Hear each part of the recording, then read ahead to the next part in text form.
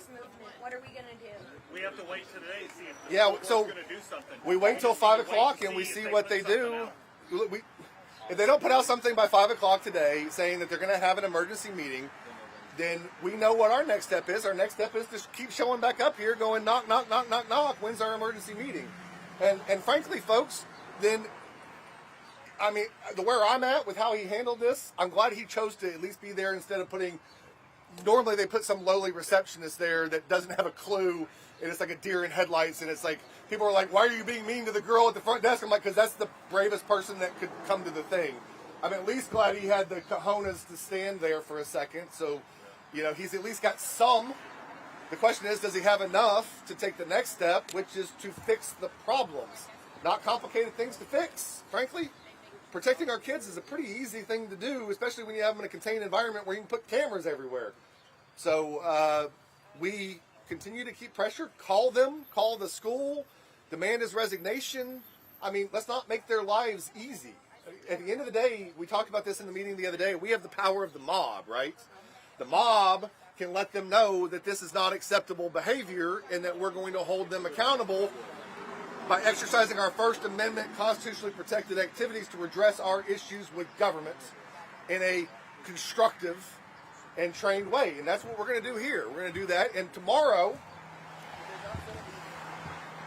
let me back that up. Tomorrow, I'm going to be going to the Department of Education in Oklahoma City. I'm going to be going to the AG's office in Oklahoma City.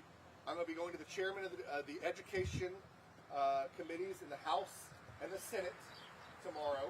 I'm going to go to the Speaker of the House's office tomorrow, and I'm going to try to talk to Kyle Hilbert, who's our Oklahoma Speaker of House.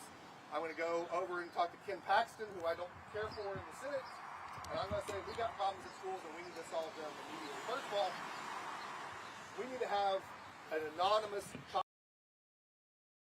in this state that they can go online, and that the State Department of Education task force handles these investigations independently of these school districts. Because when the wolves are investigating themselves, they find that the murder of the sheep was okay, and something that couldn't be avoided. Boys being boys, right?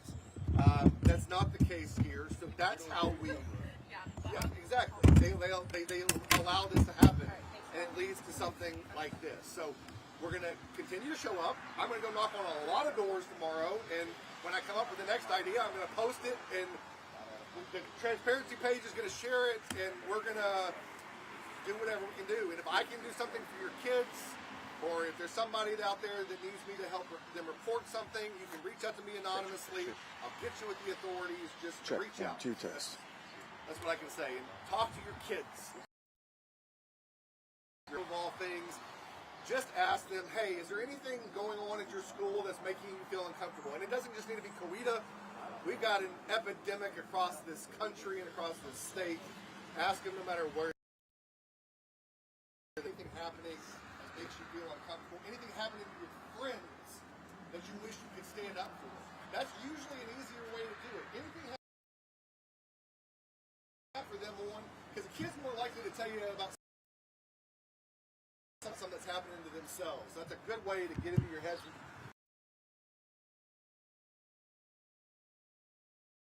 So with that, I mean, we're just going to keep pounding the pavements. The more haters attack me, the more we know we're on the right thing. So encourage the haters to identify themselves. We love it. And we'll keep fighting the fight. And when somebody tells you who they are, which is what Max just did, he told us who he is, thank him for the information, and let's make our next steps. We don't have, well, let's just say, we have Mr. Weak in the Knees as principal because we have Mr. Lack of Accountability as superintendent. It's all There's your symptoms chief of the right there. overall problem. There's the chief. He's out of his meeting. Oh, hey. Over here and do She saw me. something?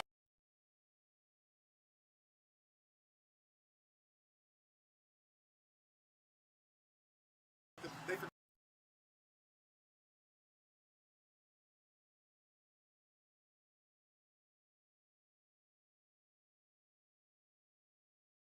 forgot those two. Anyway. not being paid for the ad. I'm not getting paid for the exactly. I'm not. They're not a sponsor. I'm not getting paid for the ad. It's some company that my wife obviously loves. For anybody, guys, I don't have no roadmap for this. I'm just going. What's the next best thing that we can do?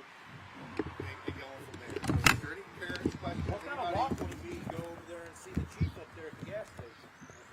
Okay, that's it. Oh yeah, he just watches us, isn't he?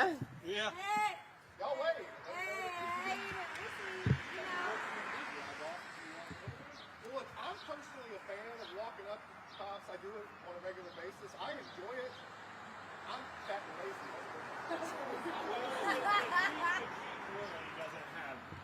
Look, so let me say We just be this. Let me fucking say with them at this this point. about this stuff. I know that on the boys on the playground that they prepared a report and referred it over for charges. I know that that happened. I have confirmation that they referred charges over to Lighthorse. I have other parents who've emailed me about their kids' abuse that went to Lighthorse, and Lighthorse's emails going, "We have no record of that in our system. We don't know what you're talking about." And then there's more emails, and finally Lighthorse is like, "Oh yeah, we found that. It was buried in some." So Lighthorse needs a different protocol Yes. for these situations. It does not need to run through the normal The McGirt channels. ruling's too new to have us Yeah, well, process. it's Well, not it's hard not for that- them to it's not say, that "Hey, deep. we're going Look, to set this one person I'm on the sorry, phone." but Lee and I were talking about this the other he's night. coming. If you were black and you walked into a convenience store and robbed them, you'd be prosecuted to the fullest extent. You'd be in prison for at least 10 years. But you can go walk into a school and sexually molest a kid and get probation. We have some effed up reasons for things in this state. Chiefy moved on closer. He's waving at us. Hey, at least he's brave enough to come on over and say hello. So if you want to say anything, Chief, over there. Any other questions or anything I can do for you? As far as the media, if you're a parent, I strongly urge you to talk to one of these folks with a camera. I am not a parent. They much prefer to interview you. I much prefer for you to be on there. The story that you can tell is far more compelling than any story I can tell. So for the love of God, my face does not need to be the one that they need to see. It's ugly enough. Please, if you're a parent that's here, talk to these guys. Give them as much of your story as you can. Okay, ladies and gentlemen. With that said, I'm going to let y'all talk to the media. Anything you can. I'm not going anywhere, but I'd rather you talk to the Any victims. parents here? Parents, please. Anybody? Please. Want to talk? You want to talk to the...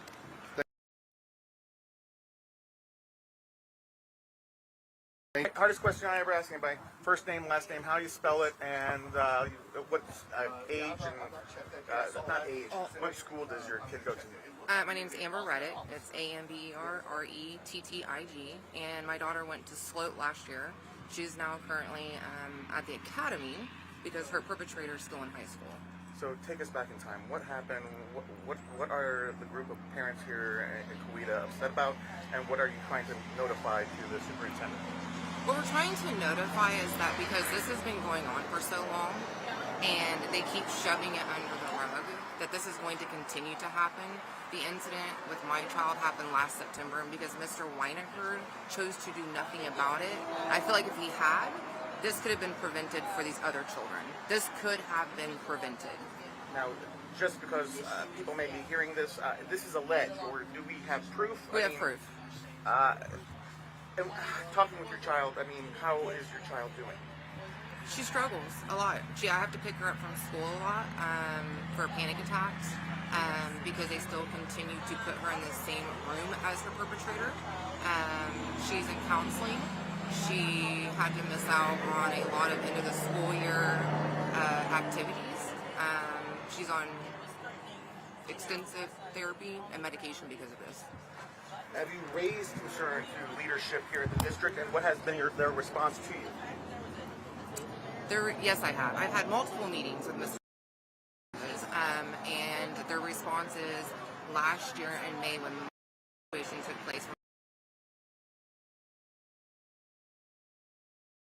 That was our resolution. What are the allegations? What kind of physical, touch? I mean, what happened between this teacher and your student? Well, it wasn't a teacher, it was a student that had sexually assaulted my daughter under the supervision of Coach Childers. He was present, he saw it happen, and all he said to the perpetrator was, "Get off of her," and went about his business. That the perpetrator had sexually assaulted my daughter in the cafeteria with cameras, and there's proof. Now you've reached out, and there's people showing up to you today here at Coweta Public Schools. Why did you guys decide to organize and show up together in force?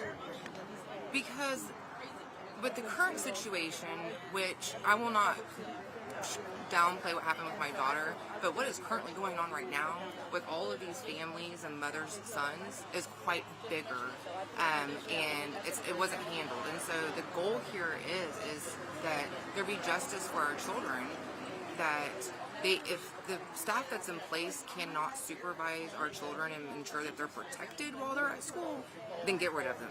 And they're not doing that. They're not getting rid of them.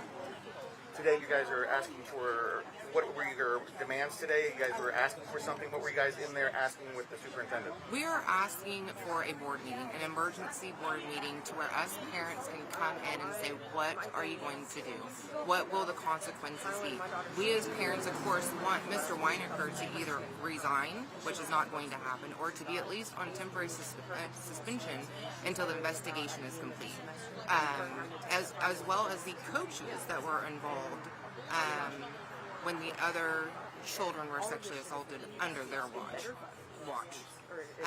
So that's what we want. We want answers. We want to know why. What was the teachers and staff doing? Not their job.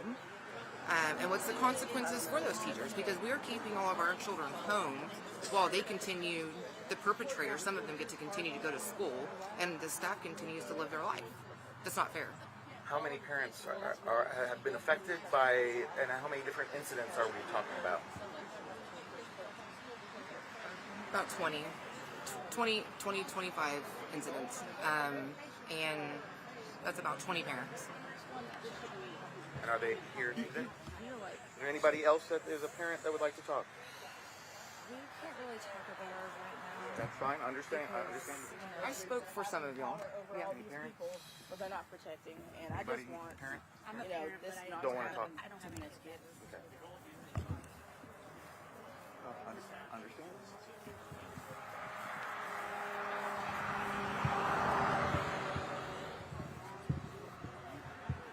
Son, you're getting the horns every time. Any other parents? No, it's okay. No problem. While I'm waiting for the other parent, okay, talk to you. Hardest question I ever asked anybody. Ronald Edward Durbin II, Durbinii. Today, you guys showed up for something. What are you doing out here, and what did you discover upon helping out these people? So we're out here today at the Coweta Superintendent's office because multiple reports of abuse related to sexual abuse, rape by instrumentation, malicious injury to kids have been coming out of the Coweta schools. We have reports of dozens of kids that have been molested or abused at the Coweta schools, and the schools have essentially done nothing to protect these kids. The superintendents and the administration have allowed the attackers to return to the schools, and the victims are essentially forced to go to school with their rapists. So once we became aware of this, we started posting in the community about it, and unfortunately the issues were far greater than we even imagined. One parent's message to me turned into a second parent, turned into, we have 20 or 30 kids that have been abused at least coming out of the Coweta Public Schools in the last year and a half. These kids are being abused in the locker rooms. They're being sexually assaulted during PE class. It is an epidemic of problems at these schools. And I went on Friday to try to ask some questions at the junior high school, and the principal, Mr. Weinecker, decided to have himself a fake medical emergency and call the police, and I'm thrown out of a building, and it's now resulted in parent meetings, more revelations of more abuse, and we came up here today to ask the school to hold an emergency meeting of the school board to address all of these parents' issues. Frankly, I'm not equipped to deal with the number of issues that are being reported. The school needs to deal with them, and the parents came up here today to ask for that meeting. Unfortunately, they didn't want to commit to doing that, despite the fact that the superintendent could have easily done that. So we're going to continue to push for that, and if we don't get an early meeting, we're going to go to the school board meeting on November the 10th. And where do you guys go from here? I mean, how are you involved in Coweta? I mean, do you have... The other day at the station? Yeah, Okay, all right. yeah. I'm over there. All right.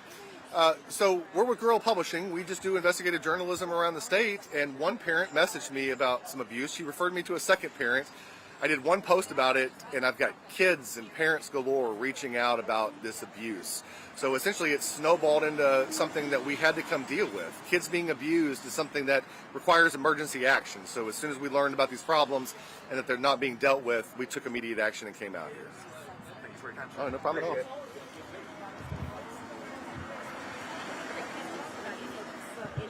can't talk to each other about it. They can't talk Miss Kelly, my name's Dre. Is it okay to talk to you about what's... I just did. I mean, whoever it was, you have kids. All right.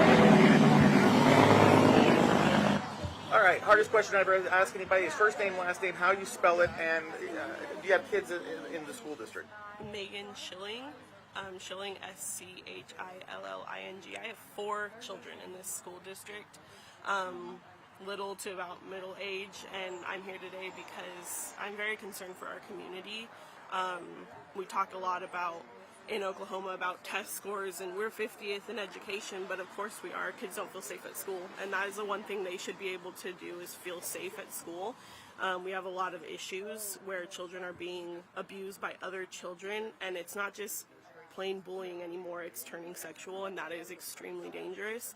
My child should feel safe to go to school. All my children should feel safe to go to school. Every child should feel safe. The fact that they don't, of course we have issues with attendance, of course we're having issues with grades.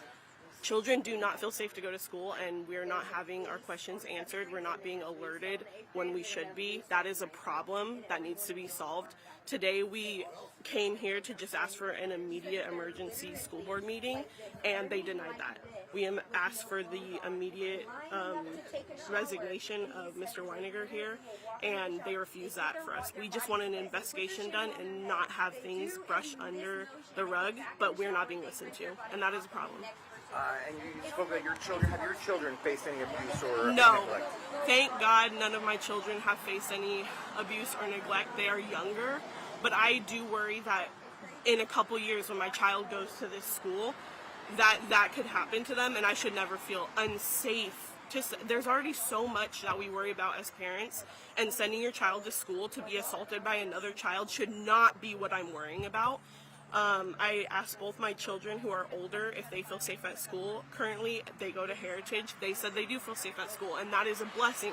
I can't imagine for the children that do not feel safe at school, and it breaks my heart, and it breaks every parent's heart. And if you know anything about Southern parents, is there's a little we wouldn't do for our children, and today was the first step. Impressions of communications with the district? When it comes to issues with abuse, I will just say I have 4 kids in school. I sign up for every alert and everything, and this is the first time I'm hearing about this. Was a couple days ago when they held the meeting at the library. This was the first time I was hearing about the abuse that's happening in our community, and I'm someone who likes to stay very informed. So that's disturbing, and I understand that there's minors involved, so things have to stay anonymous, but we should still be aware of what's going on, and things, again, shouldn't be hush-hush. It's very dangerous. Thank you for your time. Thank you.